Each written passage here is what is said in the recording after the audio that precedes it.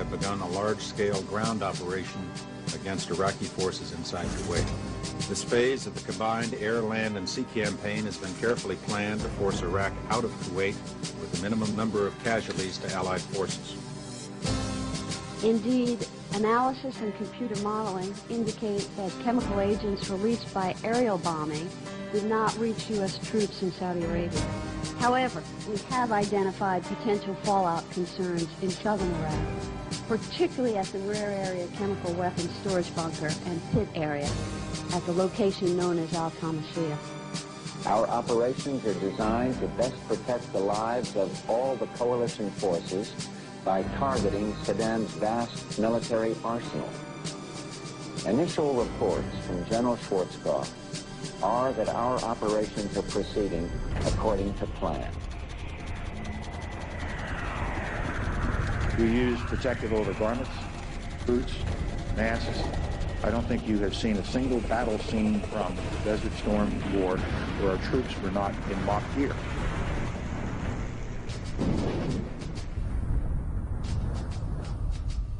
During our time over there, we started seeing individuals become ill with various symptoms ranging from rashes all over their bodies or chronic explosive diarrhea, heavy bleeding accompanied with that, excruciating headaches, the bones and the joints started aching, and there were night sweats, and things only became worse as time progressed.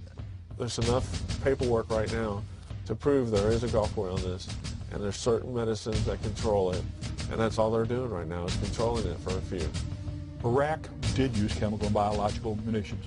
They punched us with all these different vaccines supposedly to protect us. And the threat of biological warfare is nothing new to the military, but the Persian Gulf War placed a special... Knowing that some of these had never been tested on humans. We're all forced to roll up our sleeves and pull down our pants and get shots in the gluteus and in the tricep muscles of our arms. Before the Gulf War, I could run all day and leap tall buildings at a single bound. After the Gulf War, you couldn't walk a mile. I know for a fact I was exposed to chemical, biological, radioactive materials, experimental vaccines, experimental investigational drugs, oil well fires. I am considered a disabled veteran. I've got a 40% disability from the United States Department of Veteran Affairs for combat injuries caused by depleted uranium and other exposures.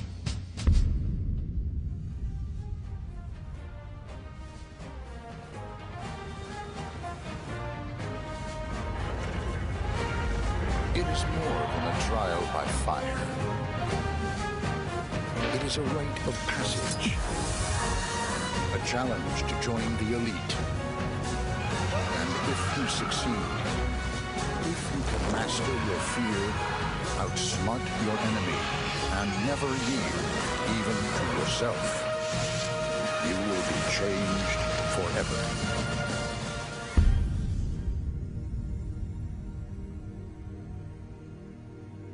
Yes, you may very well be changed forever, as thousands of our military have learned. This documentary is dedicated to those who served in the U.S. military for the right reasons, who wonder why they are not and never will be the same, why they are sick, and why military leaders, veterans leaders, and the three branches of our government do not assist them in getting medical care and compensation. The majority of our veterans only want to know what is wrong with them, why they became ill, and how they can be made well again. We will focus on the experiments conducted, the documents that support this experimentation, and what must be done to advance the cause of basic human rights for all active duty, Guard, Reserve, and veterans. For those of you who are not familiar with military experimentation, you are about to get a lesson in history. For to experiment without consent is truly beyond treason.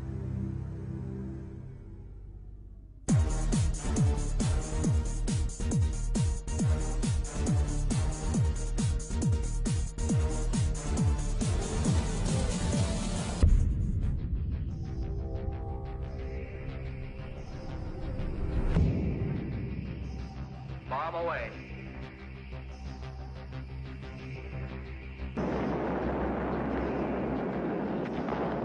Atomic veterans include members of the United States Armed Forces who were exposed to ionizing radiation from atomic and nuclear weapons testing during the period beginning with the Trinity blast of July 16, 1945 at Alamogordo, New Mexico, the U.S. cleanup of Nagasaki, Hiroshima, the 235 atmospheric and nuclear weapons test in the Pacific, and Nevada test sites ending with the Nuclear Test Ban Treaty of 1963. The National Association of Atomic Veterans recognizes that civilians, as well as military personnel, were exposed to harmful nuclear material radiation, and that many of these personnel have since died as a result of radiation-induced illnesses. Over 382,000 servicemen, as well as civilian personnel, took part in a variety of tests during the Cold War period, when the Atomic Energy Commission, working in conjunction with the Department of Defense, had troops participate in and witness the detonation at various Pacific and Nevada test areas. Most detonations were larger than and emitted considerably more deadly radiation than the two weapons which were employed against Japan at the end of World War II.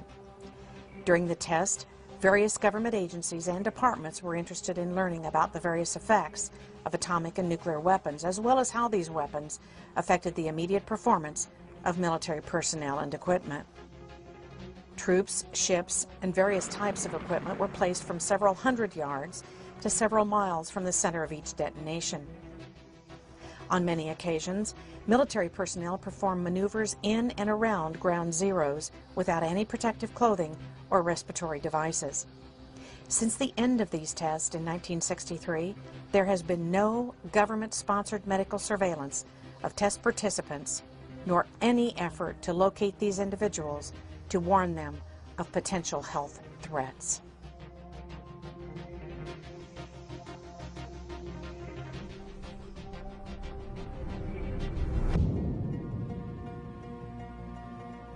Project MKUltra was the code name for the CIA mind control research program lasting from the 1950s to the 1970s. In 1964, the project was renamed MK Search. MKUltra was started on the order of CIA Director Allen Dulles in April of 1953, largely in response to alleged Soviet, Chinese, and North Korean mind control techniques on U.S. prisoners of war in Korea. Because most of the MKUltra records were deliberately destroyed in 1972 by order of then-Director Richard Helms, it is impossible to have a complete understanding of the more than 160 individually funded research projects sponsored by MKUltra and the related CIA programs. Experiments included radiation, LSD. Experiments included dosing CIA employees, military personnel, other government agents, prostitutes, mental patients, and members of the general public with LSD to study their reactions, usually without the subject's knowledge. In the summer of 1975, congressional hearings and the Rockefeller Commission report revealed to the public for the first time that the CIA and the DoD had conducted experiments on both consenting and unwitting human subjects as part of an extensive program to influence and control human behavior through the use of psychoactive drugs such as LSD, mescaline, and other chemical, biological, and psychological means.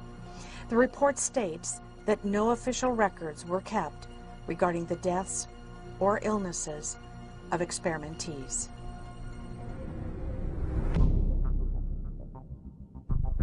A U.S. Army project that ended over 25 years ago is now the subject of much scrutiny.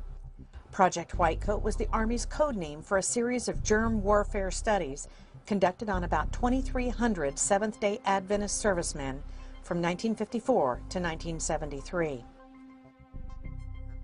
Now the Army is investigating the long-term effects that the project may have had on its participants. They center on the Seventh-day Adventist Church and the role that it played in the U.S. Army's development of chemical and biological weapons of mass destruction. Under strict secrecy, the U.S. Army established Camp Detrick outside of Frederick, Maryland during World War II for the sole purpose of developing germ weapons. The program was controlled by the Army's Chemical Warfare Service, a branch that had worked with gas weapons that were used by the U.S. in World War I. The Army began to study both the offensive and defensive aspects of biowarfare. In 1952, the Army Medical Corps stationed a medical unit in Fort Detrick, and in 1954, this unit began using Seventh-day Adventist soldiers in its research, presumably in the defensive aspects of germ warfare. Fort Detrick was home to what became known as Project Whitecoat, the code name for the group of Seventh-day Adventist soldiers who were used as human guinea pigs in biowarfare research.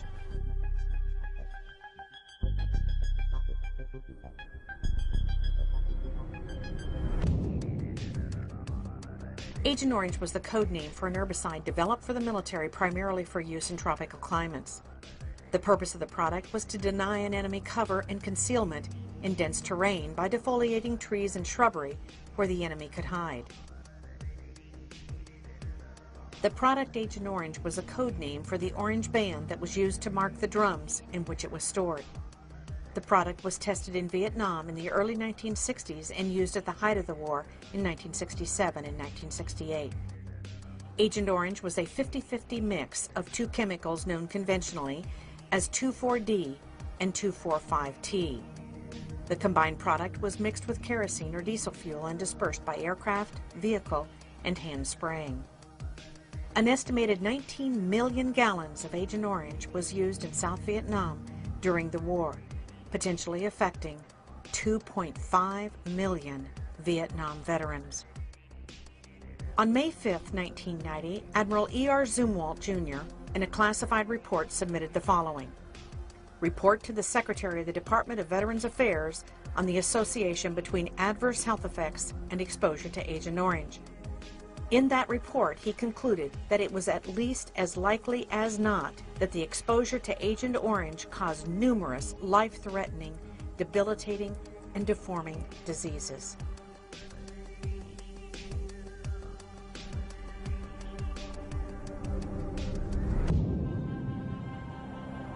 BZ is the Army's designation of the psychedelic chemical known in military circles as Agent Buzz, or by the Army's chemical code designation of EA-2277. BZ was aerosolized, sprayed from aircraft, and utilized in conventional bombs. The effect of BZ was that it was psychotropic in nature. Over 362 human subjects were experimented upon at Dugway Proving Ground in Utah in 1964 under the code name of Project Dork. Most records of military experiments involving BZ are still classified and unable to be obtained even through the Freedom of Information Act.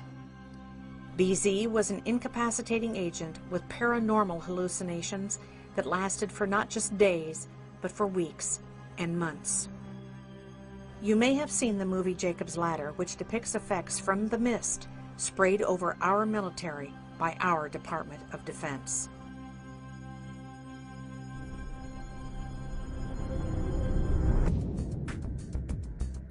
To this date, the Department of Defense continues to deny and stonewall the existence of a Gulf War illness.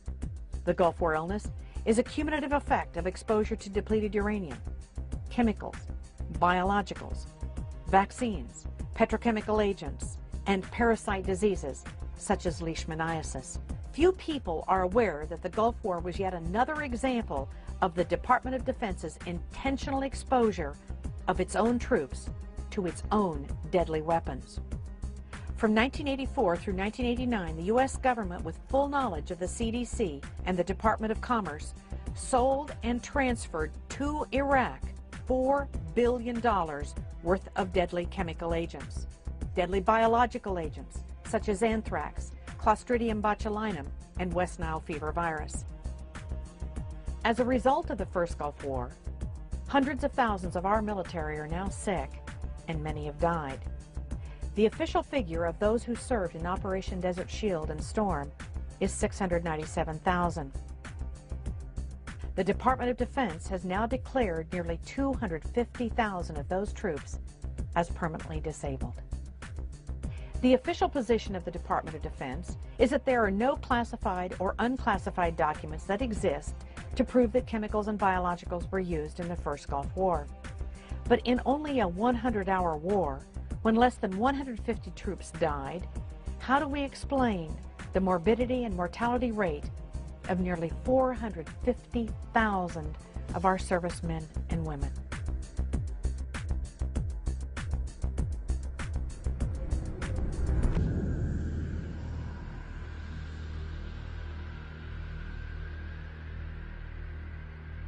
At the time that the Gulf War started, I was the nuclear medical sciences officer, intelligence and covered everything, special operations officer, mobilization officer, training officer for 330th Medical Brigade.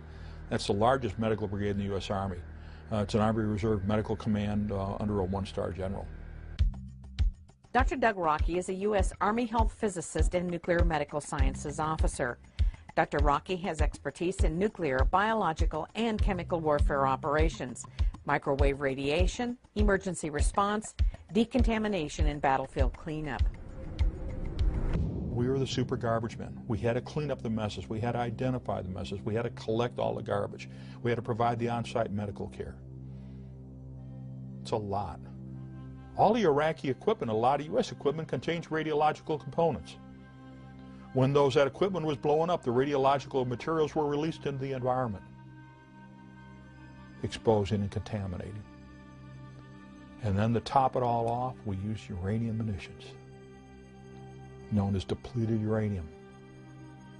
They've been used back in 1973 by the Israelis against the Egyptians, but during Gulf War I, Desert Shield and Desert Storm, we took it to a totally new level. The use of radioactive materials on the battlefield. Deliberately taken tons and tons, actually over 350 tons of solid radioactive materials, and dispersed it across Kuwait, Saudi Arabia, and Iraq. Taking our radioactive waste and throw it in somebody else's backyard.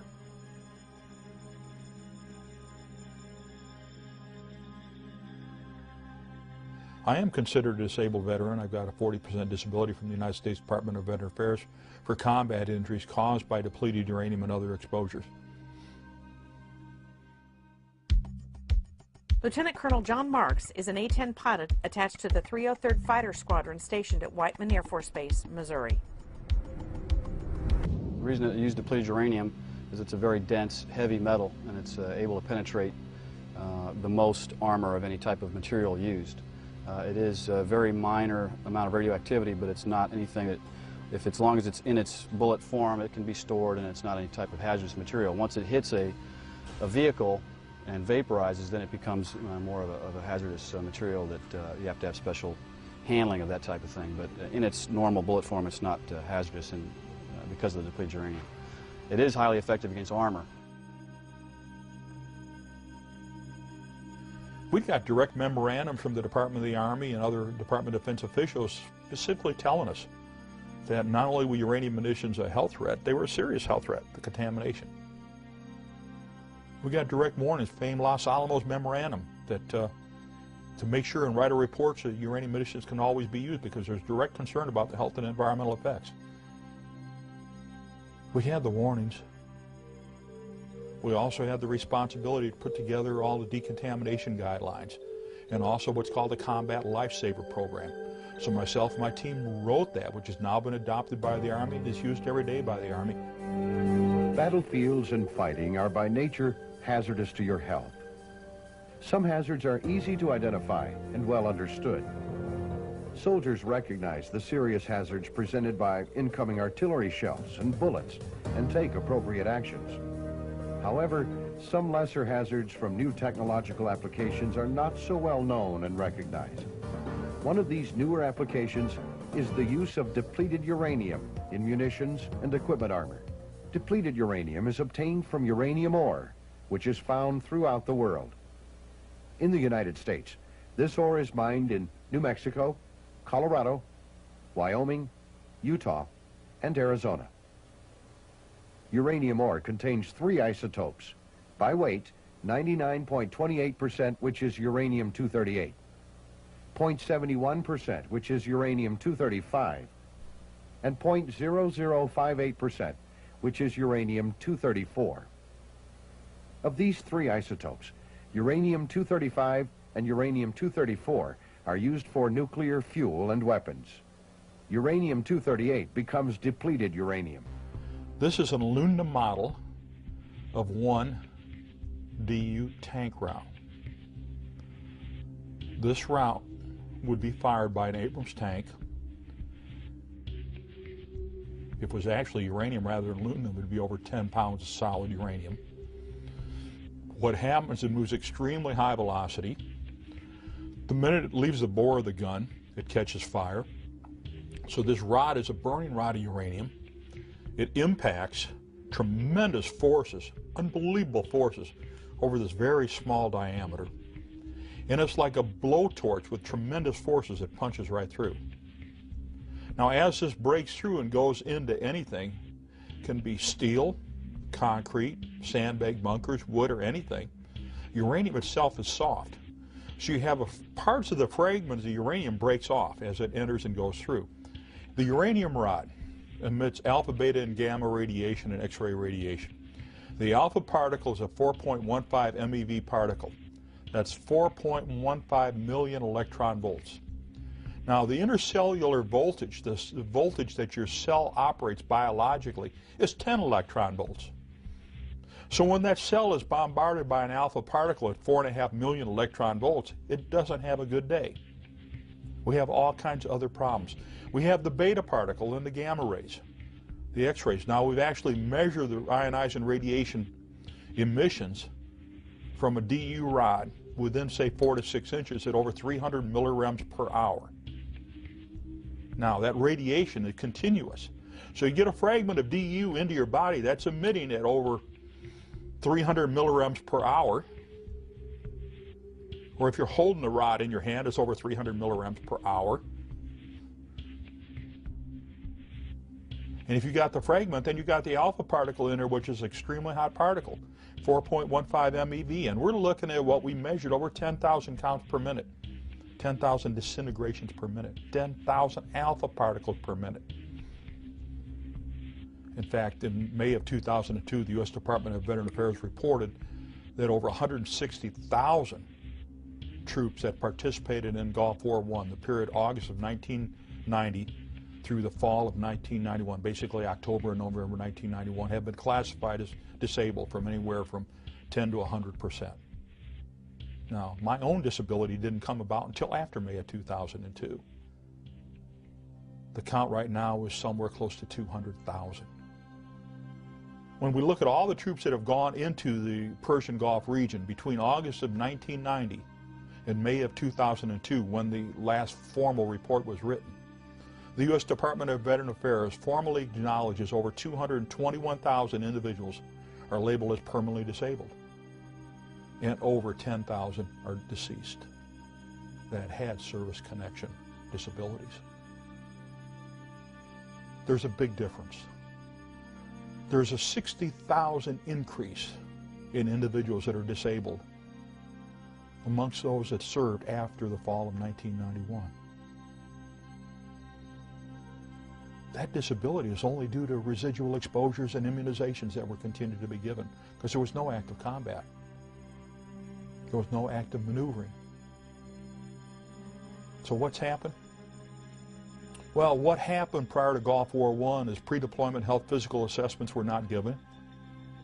And at the completion of Gulf War I, post-deployment health physical assessments were not given, even though we specifically requested it. In my own case, when I came back to get released after completing special projects, I said I was exposed to these. We need to do these tests. And they refused to do them. I've been a staff scientist at 2 nuclear weapons laboratories, 5 years at the Lawrence Berkeley Lab, where the Manhattan Project started, and 2 years at the Lawrence Livermore Lab. Lorraine Murray is an independent scientist who specializes in radiation issues. Her degrees include BS in geology, master's degree in Near Eastern Studies, and has pursued doctoral studies in geosciences at the University of California, Davis. For the past 5 years, my research is focused on the damaging effects of low-level radiation. The history of depleted uranium goes back to a 1943 declassified memo known as the Groves Memorandum. In this memo, depleted uranium is recommended for development as a poison gas warfare weapon. According to the United Nations Human Rights Commission, which has declared depleted uranium illegal, approximately 17 countries have purchased depleted uranium weaponry from the United States government. In December of 1992, the director of the United States Army Environmental Policy Institute was ordered to figure out ways to reduce the toxicity of uranium munitions by Assistant Secretary of the Army Walker. In 1995, the director of AEPI told the Secretary of the Army, "We can't reduce the toxicity. It's not possible." The United States Army Common Task Training states very specifically, uranium contamination will make food and water unusable. And yet we use it in combat all over the place.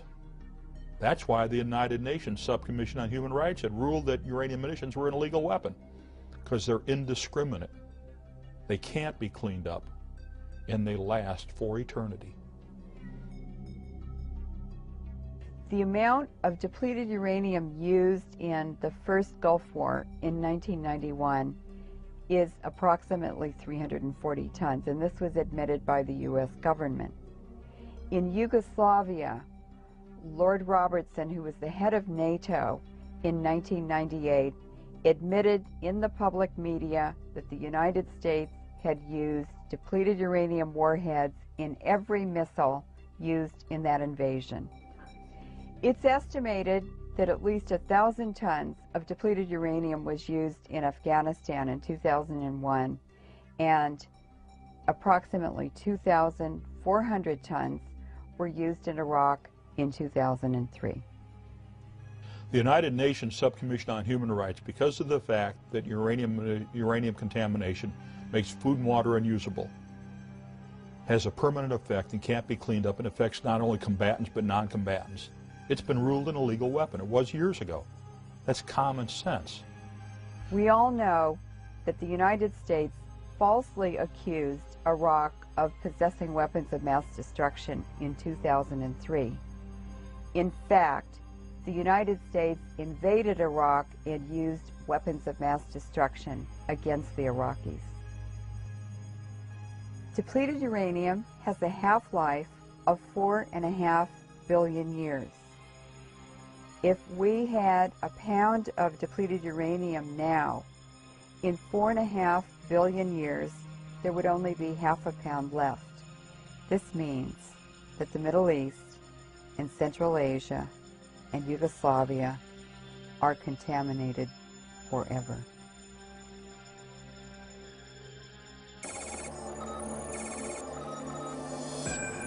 We're 1st Platoon Charlie Company, and we were part of Operation Iraqi Freedom. On the battlefield, you gotta have an officer who can think on his feet. We had that. Lieutenant Walker came to us from ROTC. It didn't matter if we were in training or in combat. He was right there with us. He had confidence and dedication. And wherever he goes, we go. I'm a military brat. My father spent 24 years in the Army.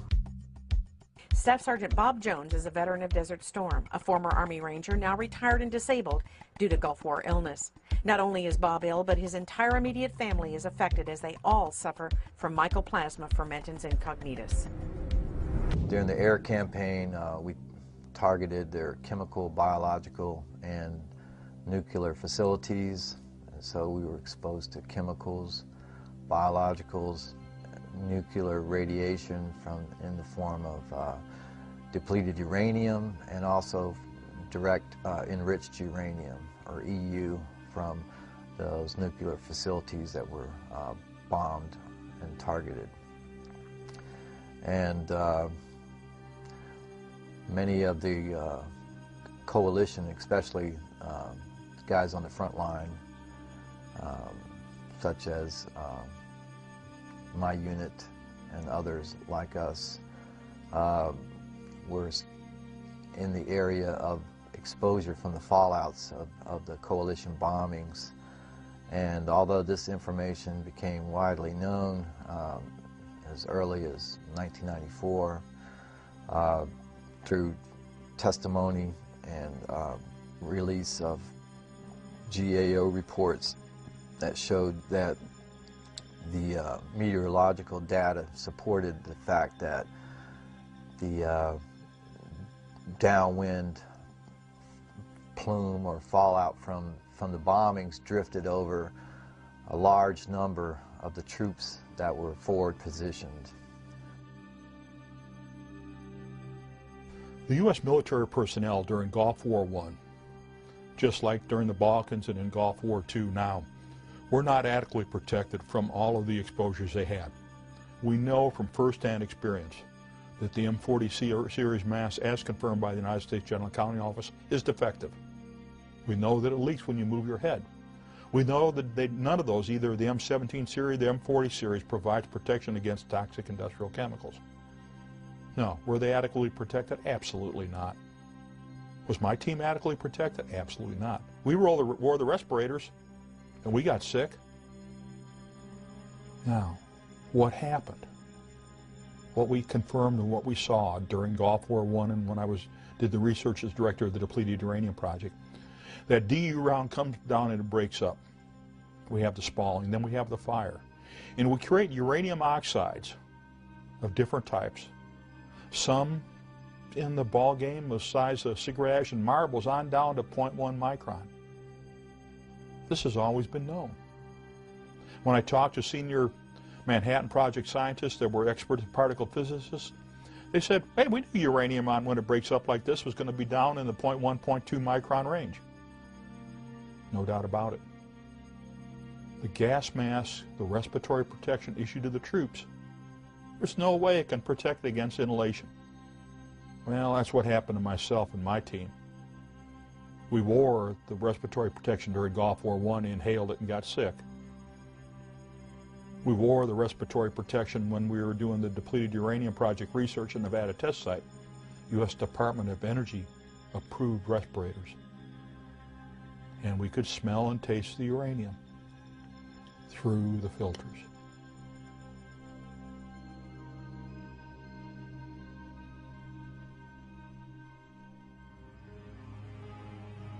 During our time over there, we started seeing individuals become ill with various symptoms ranging from rashes all over their bodies or certain areas of their bodies to having chronic explosive diarrhea, which in some cases was heavy bleeding accompanied with that.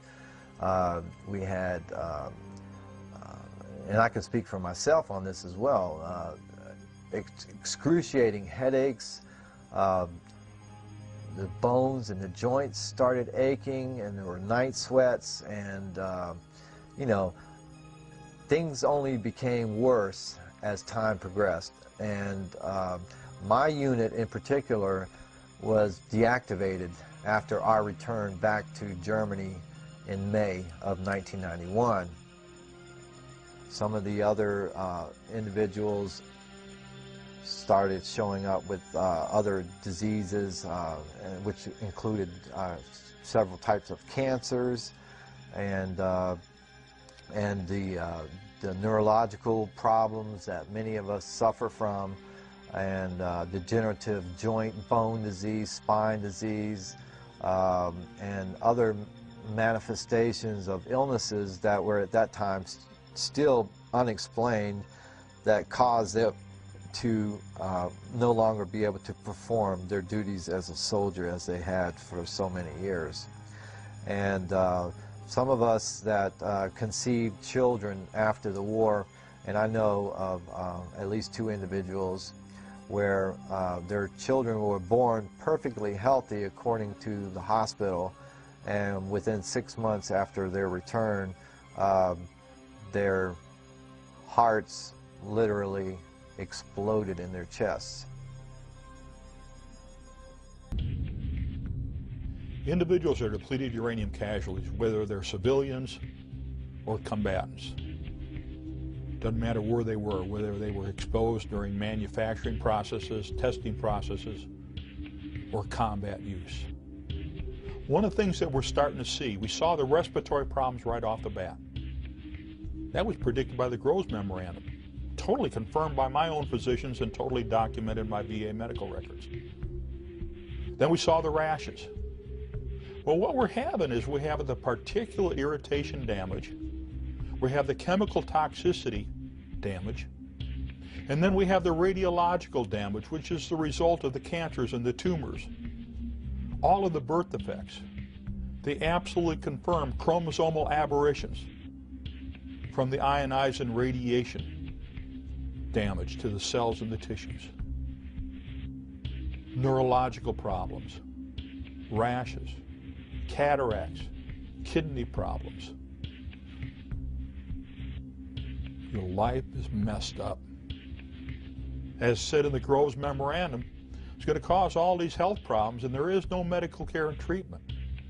You can't reverse radiation exposure damage to the body.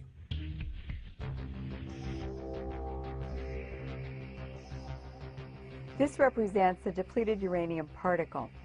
The styrofoam ball in the center is millions of atoms of uranium, and the toothpicks are the tracks of the alpha particles that are released from the uranium nucleus.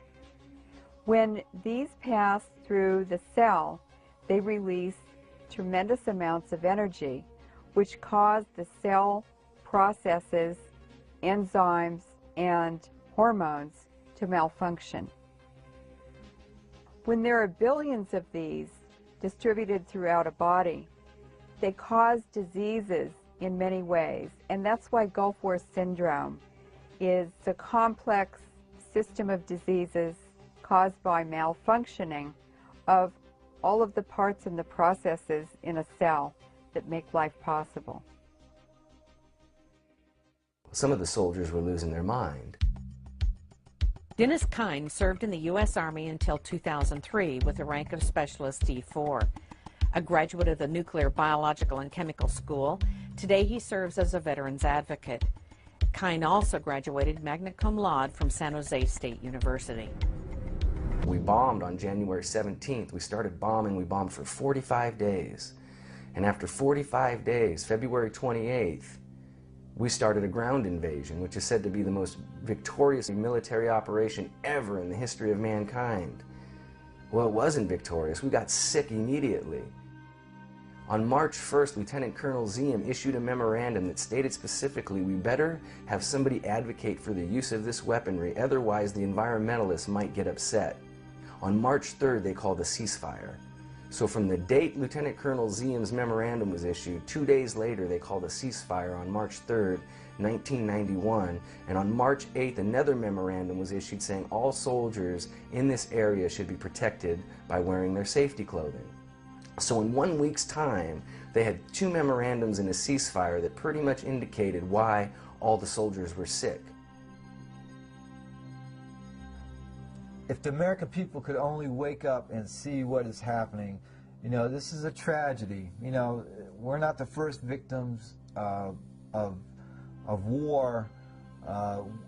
In many cases, our wounds are invisible. You know, we carry them inside of us, and it's only through specialty testing and specialty diagnostic testing that you can isolate and find these particular mechanisms involved, whether they be chemical, biological, nuclear, or other agents that would cause what has become known as Gulf War illness, Gulf War syndrome, Persian Gulf illness. There's no such thing as a syndrome. This is an overlapping combination of toxic and other exposures that varied from individual to individual depending on where they were at, what they were exposed to, and how long and the duration of their exposures. In a cubic meter of air, there are 1 billion particles, a tenth of a micron in diameter. An ordinary man breathes 28 cubic meters of air a day. And for that reason, our soldiers, internally contaminated to depleted uranium, have billions of particles of depleted uranium distributed throughout their bodies. DU can be found in all parts of the body. It has been reported in the bladder, in the semen, in the bone marrow, in the lungs, and the brain. Because of the contamination of the semen from the depleted uranium particles. Soldiers returning internally contaminate their wives and their partners. It wasn't so much my illness, but my family was also ill, and they required medical attention and medical treatment, real medical treatment. I retired in June of last year, June 2003. As soon as I retired, my family was completely dropped from the military medical system. In other words, we were enrolled at the Womack Family Practice, and as soon as I retired, we were dropped like a hot potato. And although I begged and pleaded, they would not let my family re-enroll back into the Womack Family Practice. So in essence,